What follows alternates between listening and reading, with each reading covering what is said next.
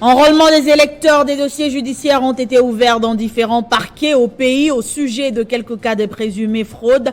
C'est la ministre en charge de la Justice qui l'a fait savoir lors de la réunion du Conseil de ministres présidée vendredi par le chef de l'État. La centrale électorale n'envisage pas organiser les élections sans la partie est de la RDC frappée par l'insécurité. C'est ce qu'a affirmé son président sur les antennes de France 24. Denis Kadima pense que la situation sécuritaire reste un défi à relever pour la CENI. Et puis la Cour pénale internationale a émis vendredi un mandat d'arrêt contre le président russe Vladimir Poutine. Ne reconnaissant pas la compétence de la CPI, Moscou juge ce mandat d'arrêt nul et non avenu. C'est l'heure de vous informer. Bienvenue à tous à ce journal sur Télé 50. Parlons d'abord enrôlement des électeurs. Sachez que des dossiers judiciaires ont été ouverts dans différents parquets du pays au sujet de quelques cas de présumée fraude. C'est ce qu'a annoncé la ministre en charge de la Justice, Rose Mutombo, lors de la réunion du Conseil de ministres présidé vendredi par le chef de l'État, Félix Tshisekedi. On écoute le compte rendu lu par la ministre de la Culture. Faisant suite à la communication du président de la République lors de la 89e réunion du Conseil des ministres relative à l'inviolabilité des matériels et kits électoraux de la Commission électorale nationale indépendante CENI, la ministre d'État, ministre de la Justice et garde de Sceaux a fait rapport sur les actions engagées contre les individus qui sabotent les matériels et kits électoraux et ou qui usent de la discrimination pendant les opérations d'enrôlement. Pour ce qui est de quelques cas de présumée fraude constatés à l'occasion du processus électoral en cours, l'officier du ministère public n'est pas resté indifférent. À ce jour, des dossiers judiciaires sont ouverts dans différents parquets. C'est le cas de parquets généraux près les cours d'appel du Kasaï et du Kwilu, du parquet des grandes instances de Chikapa, et du parquet près le tribunal de paix de Massimanimba. Dans la ville de Kinshasa, il a été signalé l'arrestation de 3 agents de la CENI qui se sont permis de délivrer 4 cartes d'électeurs à M. Fabien Kouswanika. Ce dossier est encore en instruction au niveau des services spécialisés pour démanteler les réseaux à la base de la délivrance de ces cartes d'électeurs. Un rapport subséquent sera fait quant à ce, aussitôt que le parquet sera saisi. Le Conseil a pris acte de ces rapports. Et puis la Commission électorale nationale indépendante n'envisage pas organiser les élections sans la partie est de la RDC frappée par l'insécurité. C'est ce qu'a affirmé son président sur les antennes de France 24. Denis Kadima pense que la situation sécuritaire reste un défi à relever pour la CENI. Oui, ça il faut l'avouer, c'est l'un des plus grands défis à relever pour le pays. Parce qu'effectivement, dans un contexte de guerre, on ne peut pas enrôler les gens. Il y a la sécurité des personnes et des biens qui se posent. Mais nous sommes en train d'enrôler là où nous pouvons travailler. Là où, par exemple, à Rutshuru, Masisi et Nirangongo, dans certains des districts de cette partie de la province du Nord Kivu, on n'y est pas, mais on avance là, on peut avancer. Donc nous comptons sur nos forces armées, nous comptons sur les efforts de médiation qui sont en cours et nous espérons que le moment venu, on pourra faire l'essentiel. C'est tout à fait prévisible que quand vous avez une situation d'insécurité, qu'il y ait des problèmes d'abord d'enrôler les gens et plus tard même d'avoir le vote. Donc c'est tout à fait normal que cela soit posé comme un des défis que nous avons. Et nous, à notre niveau, nous avançons là où nous pouvons avancer. Et c'est question maintenant de trouver une formule appropriée à cette partie du territoire. Alors justement, est-ce qu'il est possible d'envisager des élections dans tout le pays, sauf dans le Nord Kivu? Ça ne serait pas une bonne chose, parce que ça va poser des problèmes de légitimité. Nous ne voulons pas avancer sans nos frères et nos sœurs de ces provinces qui sont affectées. Ça ne serait pas une bonne chose, c'est pour ça que je me dis, bon... Mais est-ce que vous l'envisagez quand même? Personnellement, je ne vais pas l'envisager. Moi, je pense plus à une autre formule, celle qui consisterait à réserver des sièges pour ces entités-là, et enrôler au moment où ça sera possible. Et puis le Parlement angolais a donné le feu vert vendredi à l'envoi d'un contingent d'environ 500 soldats en RDC après l'échec d'un énième cessez-le-feu que Luanda avait contribué à négocier entre les troupes gouvernementales et les rebelles. L'envoi de ces militaires a été décidé après consultation avec Kinshasa. Après plusieurs heures de débats au Parlement angolais, les députés viennent d'accepter et de s'entendre sous l'envoi de plus de 500 militaires en République démocratique du Congo après un échec du cessez-le-feu qui a contribué à négocier entre l'armée gouvernementale et les rebelles du M23.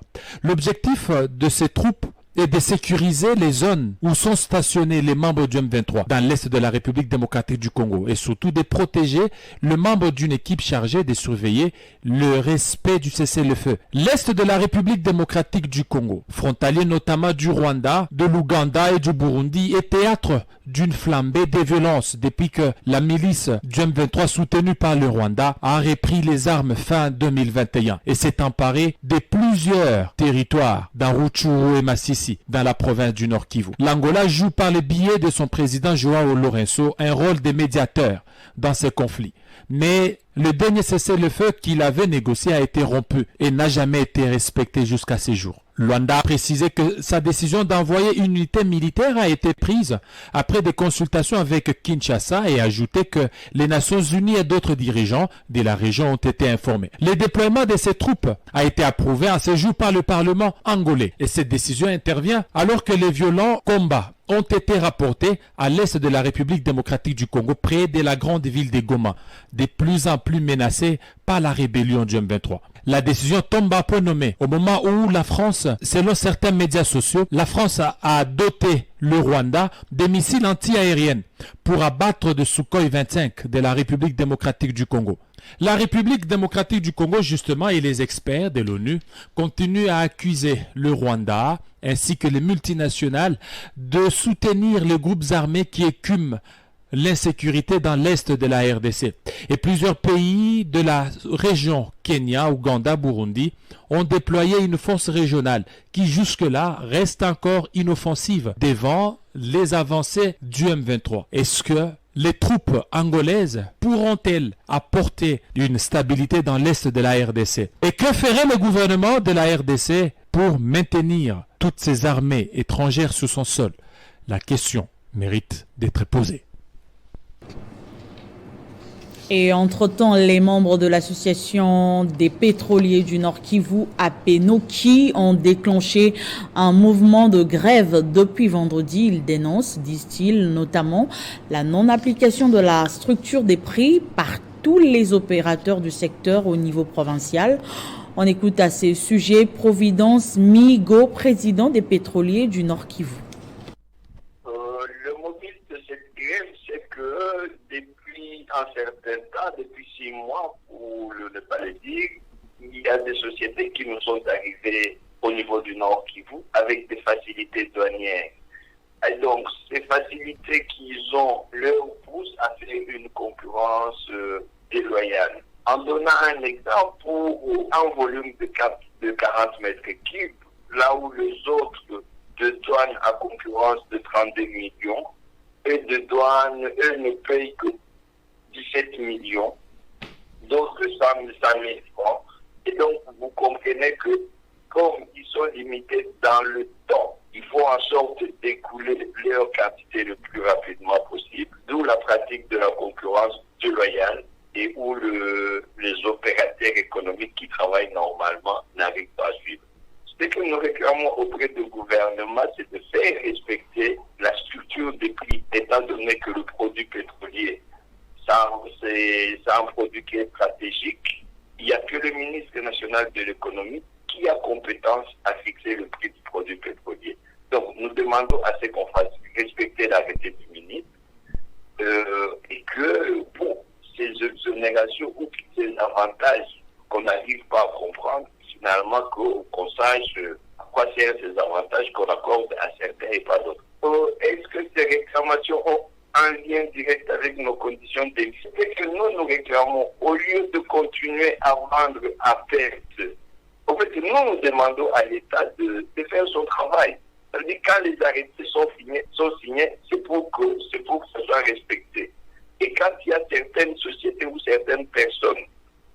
avec des facilités au niveau de l'intérieur et que ces facilités leur poussent à ne pas respecter la décision de l'autorité. Ce n'est pas normal et à pratiquer de concurrence déloyale. Aujourd'hui, la structure des prix nous permet de vendre, nous autorise de vendre à 3 000 francs, 3 400 francs le litre. Compte tenu des avantages qu'ils ont, ils se permettent de vendre à 2 750. Et c'est en dessous du prix de revient. D'où quelqu'un qui travaille normalement n'est pas en mesure de suivre. Et pendant ce temps, dans la capitale congolaise, les déplacés internes ayant fui les affrontements entre Teke Yaka installés à Maluku vivent dans des conditions précaires. Ils sont sans abri et manquent de tout. Du côté du gouvernement de la République, la réponse adéquate s'est fait toujours attendre. Plusieurs dizaines de déplacés internes à avoir trouvé refuge dans ces bâtiments à Maluku. Ces hommes, femmes et enfants avaient fui les conflits interethniques entre Teke et Yaka déclenchés en juin 2022. Dépourvus des moyens, ces déplacés vivent dans des conditions précaires et manquent de tout. Regardez vous-même les conditions dans lesquelles nous dormons. On n'a pas de moustiquaires imprégnés et les moustiques piquent nos enfants qui souffrent de la malaria. Je viens de les amener tous à l'hôpital. J'ai dépensé 15 000 francs congolais pour soigner cette malaria. Deuxièmement, nous manquons à manger. En plus de ces besoins fondamentaux, se nourrir est un défi quotidien pour ces ménages. Cela fait presque 5 mois que ces déplacés internes de Kwamouth vivent sans soutien. Malgré quelques travaux journaliers entrepris, ces familles peinent à subvenir à leurs besoins. Pour manger, il faut aller couper du bois. Nous les femmes, nous commençons à transporter les briques pour trouver à manger. Si vous n'étiez pas venus, nous n'allions pas avoir à manger. Vous voyez vous-même les conditions dans lesquelles nous vivons. Même pour avoir de l'eau, c'est un casse-tête. Si tu n'as pas 100 francs congolais, c'est compliqué. Tous ces déplacés internes de Kwamouth ont la même histoire, un départ précipité pour fuir les hostilités, les regrets d'avoir tout perdu ou tout laissé derrière soi et une résignation à rester ici, faute de mieux. Dans cette école transformée en site de déplacés, certaines familles ont perdu leurs proches, dont les enfants, suite aux mauvaises conditions de vie. Une situation qu'ils décrient et sollicitent l'aide du gouvernement et ses partenaires. Si vous observez, la plupart des décès sont dus à la malnutrition. Donc, la maladie peut survenir, il n'y a pas d'argent pour se faire soigner et les personnes meurent. Nous avons besoin de rentrer pour regagner nos activités.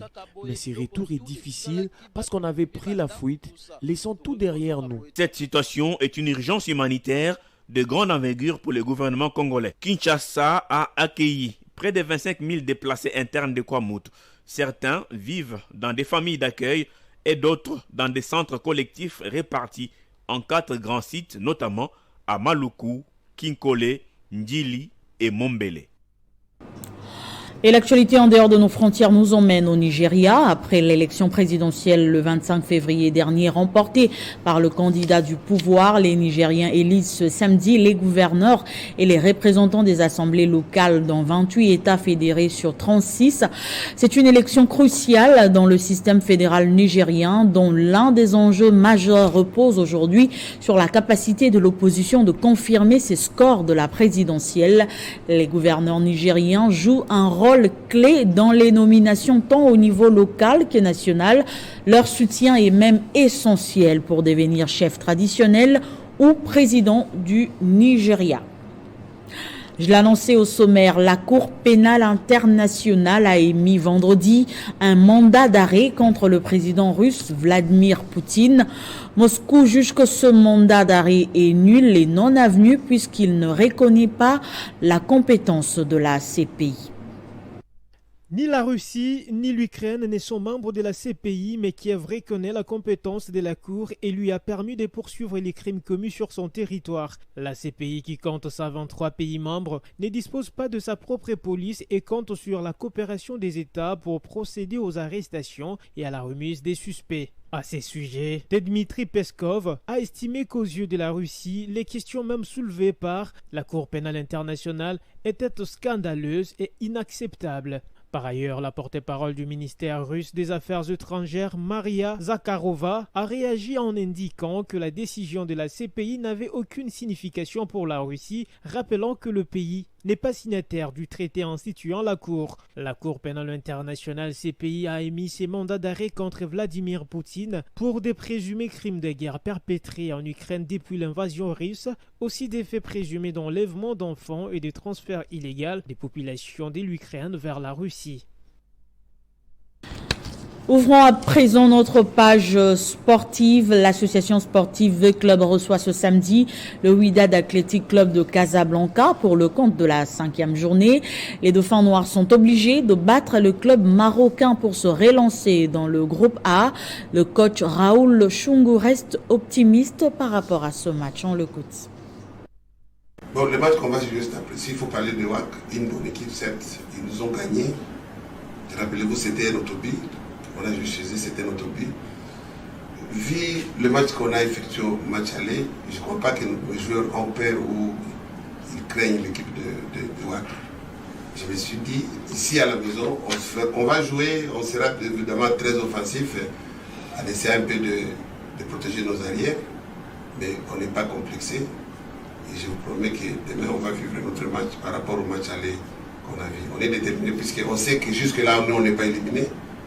En gagnant l'équipe de WAC, on a encore une chance de se qualifier au prochain tour. Et c'est pareil pour toutes les équipes. Dans les groupes, c'est encore ouvert. Tout le monde peut se qualifier, y compris le club.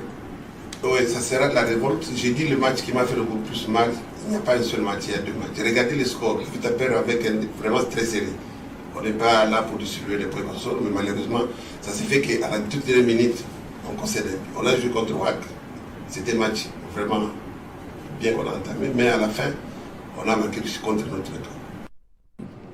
Et après plusieurs semaines d'attente et plusieurs sonnettes d'alarme, les amateurs du football de la RDC, du pays et de la diaspora se sont mobilisés en un mouvement citoyen sportif afin d'attirer l'attention des dirigeants sportifs de l'Afrique et du monde en vue d'un dénouement de la situation. Les dernières nouvelles étant la non-désignation des acteurs définitifs de la Fédération nationale et la relégation du Stade des Martyrs en infrastructure non viable. Le mouvement socio-sportif projette une marche pour ce 31 mars devant le bureau de la FIFA à Paris. On fait le point avec Bob Makandelele en direct de Paris.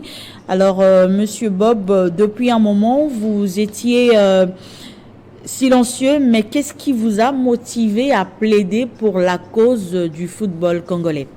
Merci pour l'opportunité que Télé 50 m'accorde encore. Oui, silencieux. Il y a un adage qui dit le silence parle plus que les mots. Quand ce qu'on va dire n'est pas plus fort que nos actes, il serait préférable de se taire. Donc nous nous sommes tus, nous avons pris le temps d'observer ce qui se passait sur la sphère footballistique de notre pays, et voilà, nous ressortons aujourd'hui avec le mouvement Sauvons le foot congolais.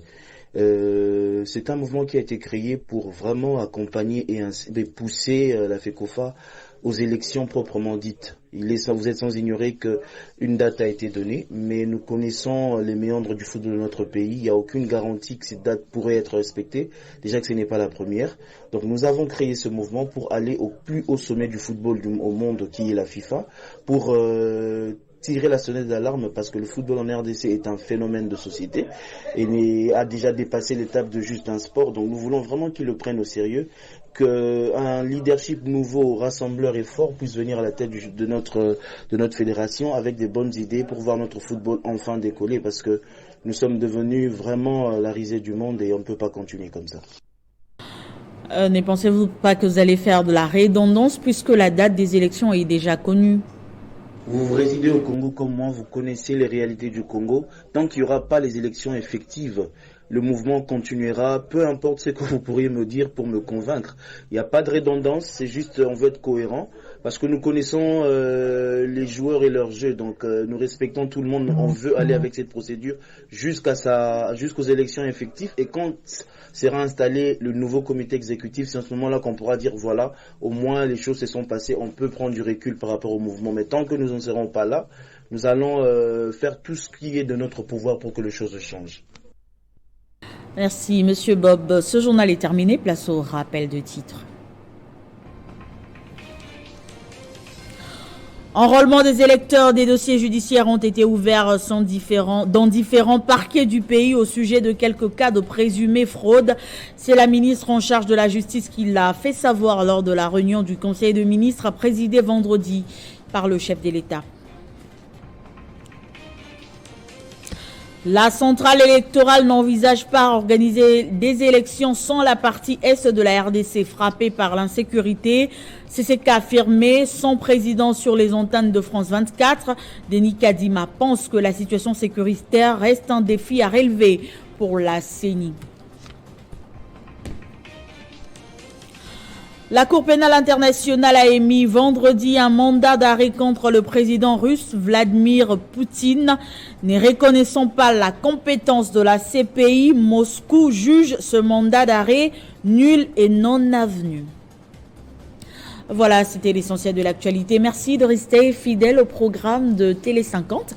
Je vous retrouve lundi soir pour la grande édition du journal de 19h avec le même plaisir.